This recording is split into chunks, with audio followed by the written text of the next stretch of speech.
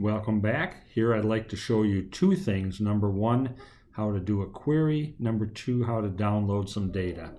So let's go into the sales role here in the upper left. We'll click on that. And where we're going to head is in the bottom left corner under reports. We'll scroll down and we'll see where it says analysis. So if I click on the analysis button, this is where I can do a query.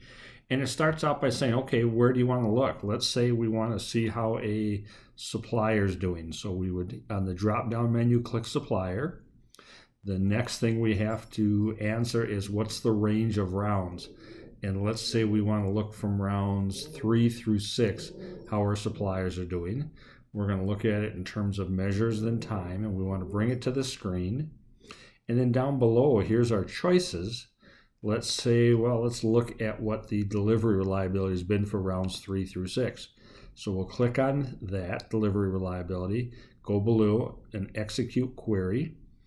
And then what it'll come back with is our suppliers on the left and how they've performed. So if I look at vitamins as an example, here Kaoya in round 3 was 86.6. We must have made a change to a new supplier right above it, TM Additives. They've gone up to 94.6, then they're at 93.5 and 93.3. So that's how we do a query.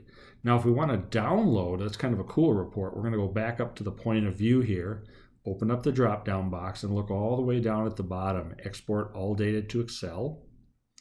And so this is going to create a Excel spreadsheet of all the data within the system on all the reports. Let's stay with rounds 3 through 6.